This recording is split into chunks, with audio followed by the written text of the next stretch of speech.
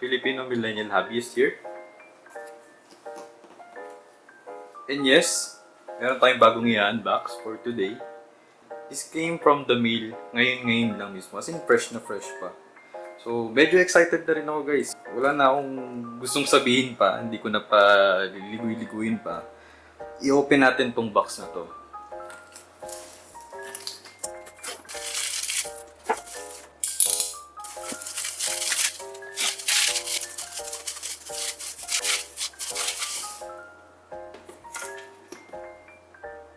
Siguro naman guys, may idea na kayo ngayong nabuksan ko na yung box. At the same time, nandiyan naman sa title natin ng YouTube video na to. Pero ito lang naman yung package na talagang inaantay ko for this year. Isa sa mga inaantay ko actually. Hindi ko na patatagalin. Ito lang naman yung 2021 Season's Greetings ng LOONA. Fresh na fresh from Korea. And in-order natin siya from Shopee. So meron akong nakitang reliable na seller straight from Korea. Medyo may kamahalan siya. Pero before natin buksan yung box mismo, yung Season's Greetings na package, pakita ko na sa inyo yung pinaka pre-order bonus ng LOONA 2021 Season's Greetings. Which is ito, yung film. So buksan natin. So sa loob, merong dalawang film. Collectible siya guys, sa mga super fan, mga orbits. Ito is something like a collectible na pwede nyong i-display somewhere or pwedeng bookmark. And makikita nyo talaga na 2021 Season's Greetings siya kasi nandiyan naman sa isang part ng film. Without further ado guys, buksan na natin yung box.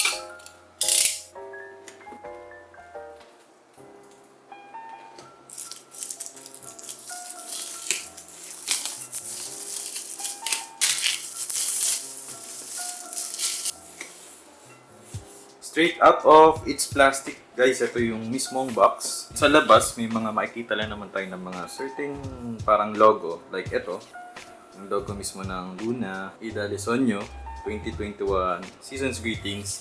Tapos ito guys, pwede siyang i-open para parang pwede siyang hand carry. Tapos dito, may parang seal. Nakalagay din dyan, LOONA 2021 Season's Greetings.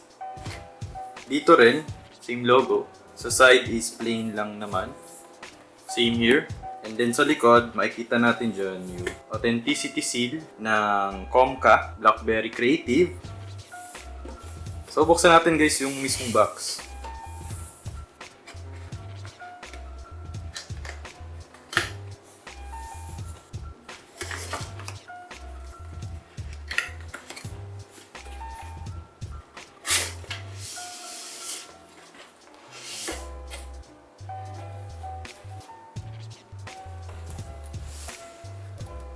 So sa loob guys, ito yung mga meron. Unang-una, meron tayong postcard na A5 size. Meron tayong, not sure kung ano to actually. Postcard to, tingin ko. Ayan, photo cards yan. Photo card set. Ito naman yung mga journal, mini journal set. Bali 12 yan guys. Then meron ding photo postcard book.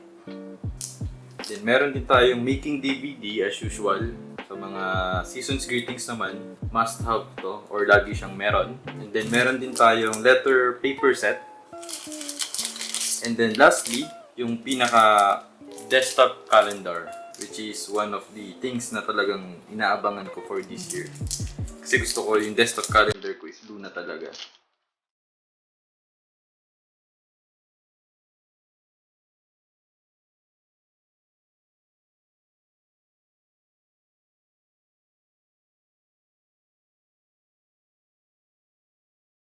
Start tayo with the photo postcard book.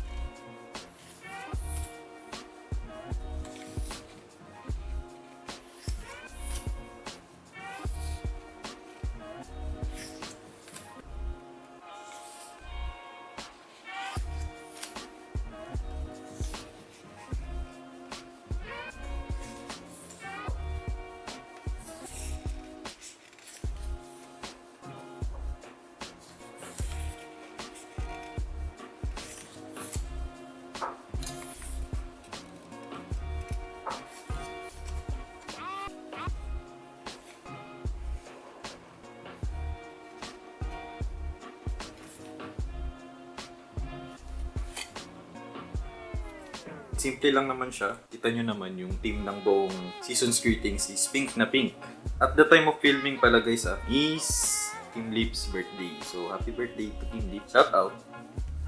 Then next naman natin i-check guys is yung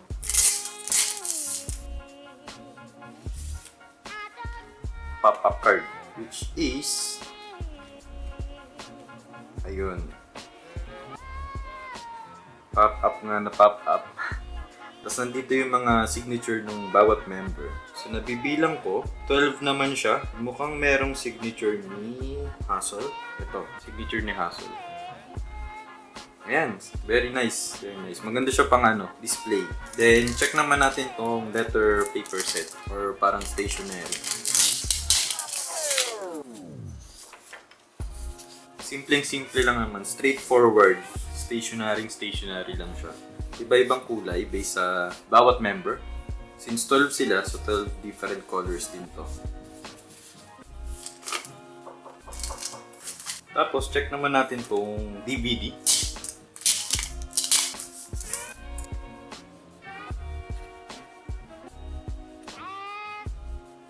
So, straightforward lang nga siya guys. Nakalagay, making DVD and LOONA 2021 Season's Greetings. I suggest na panoorin nyo rin ito kung meron pa kayong mga DVD player. Kasi magandang experience din makita natin yung favorite groups natin nung sinushoot nila tong mga season's greetings. Then, ito naman is yung set ng journals. And kung makikita nyo naman guys, ito yung napaka-massive nitong number na to. 12 siya. And each color naman represents each member. Each month of the year, 2021. Nasa isang plastic lang siya, so buksan natin.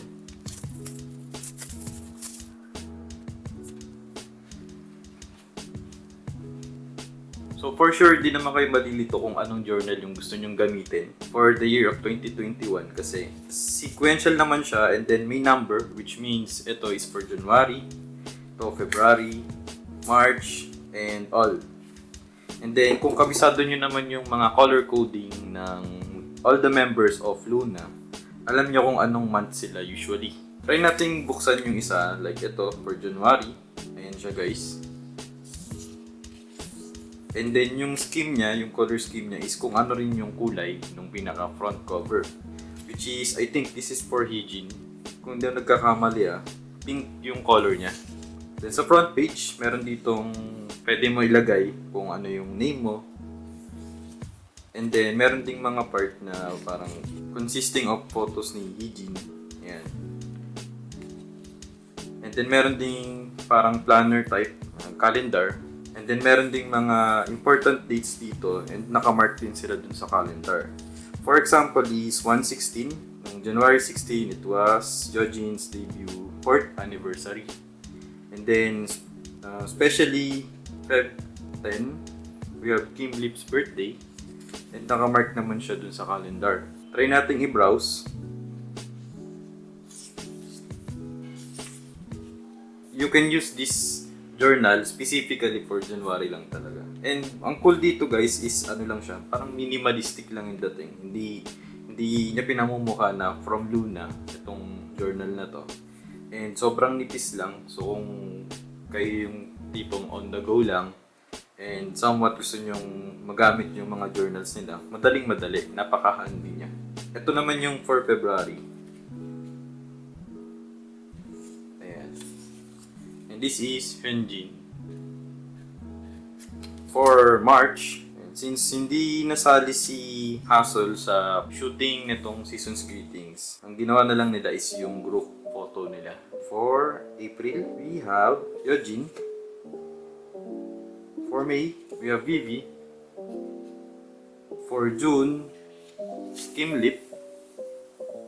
For July, alam niyo naman yung color na to, blue. We have jinsoul. August, purple. We have choerry. September, we have yves. October, we have chuu. November, we have mint girl, gowon. And lastly, but not the least, of course, December, we We have Olivia he.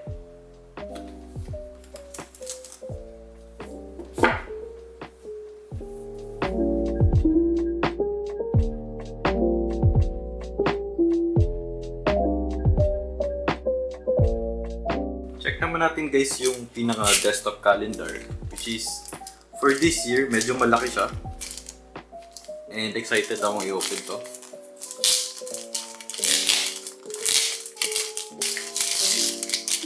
Yan guys, so straight from the plastic, ito yung makikita natin. Meron siyang parang dalawang notebook or what, kung anong pwedeng tawagin dyan. Then of course, merong yung pinakang stand. Nandiyan naman yung logo ng LOONA. So dito sa left na parang note, ang makikita natin is yan. So more on piniflip siyang ganyan. Tapos ito yung makikita. Then ito yung ewan ko, parang pwedeng ganun or pwedeng vice versa. Kasi pares naman may logo. Ito yung itsura niya guys, January. Tapos hindi ko na masyadong i-focus dun sa mismong calendar. Pero check natin yung mga photos nila. We have heejin, hyunjin, yeojin, vivi,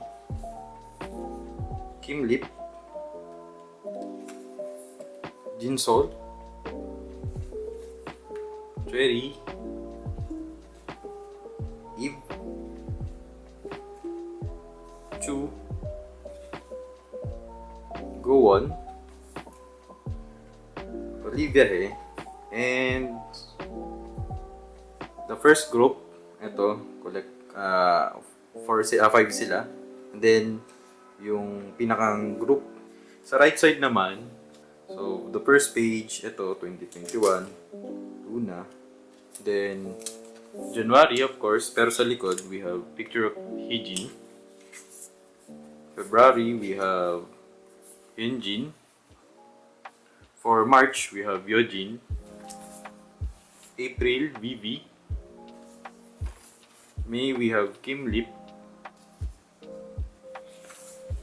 June we have jinsoul. July we have choerry, of course. August we have yves. And September we have chuu. October we have gowon. November we have olivia he. And lastly we have the group photo. So that's it for the desktop calendar. Very nice kasi medyo kakaiba siya. Like yung desktop calendar ng mga ibang groups. And then yung previous na season's greetings ng LOONA. Ngayon, move tayo dun sa, not sure kung poster to. Group photo. So open muna natin.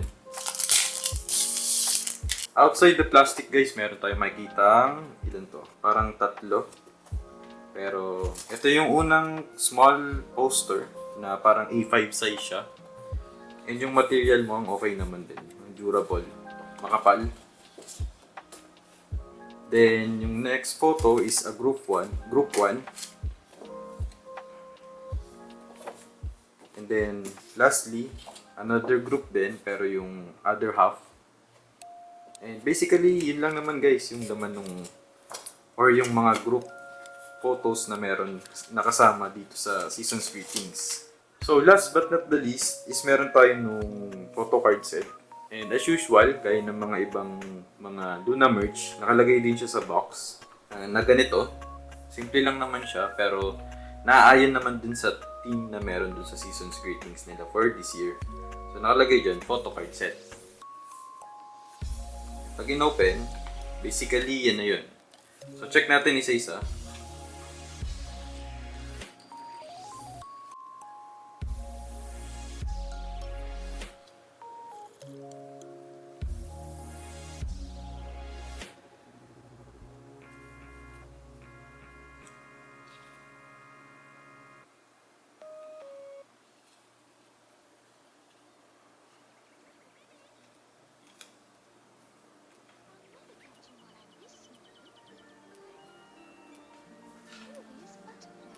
You mean red butterflies?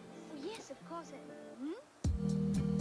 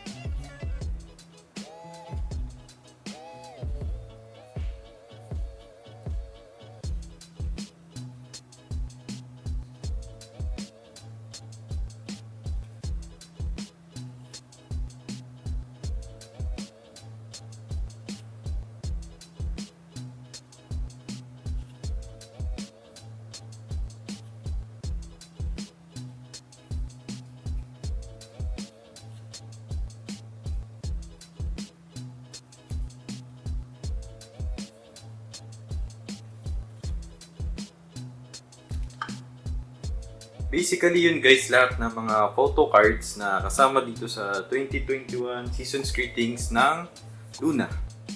And kung mapansin nyo naman, wala si Haseul kasi hindi siya kasama sa photoshoot na to.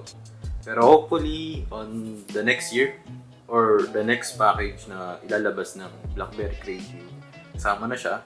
Pero kung mapapansin nyo guys, we have a total of, I think, 11 sets ng photo card per each member, and each member merong 5 photo cards. For example, itong si Hyunjin, ayan, meron siyang 5 na photo card.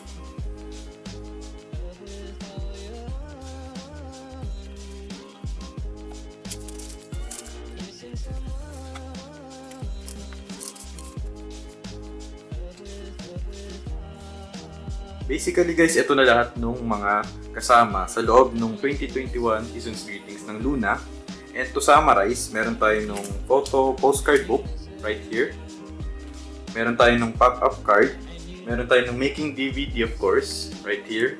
We have A5 poster set.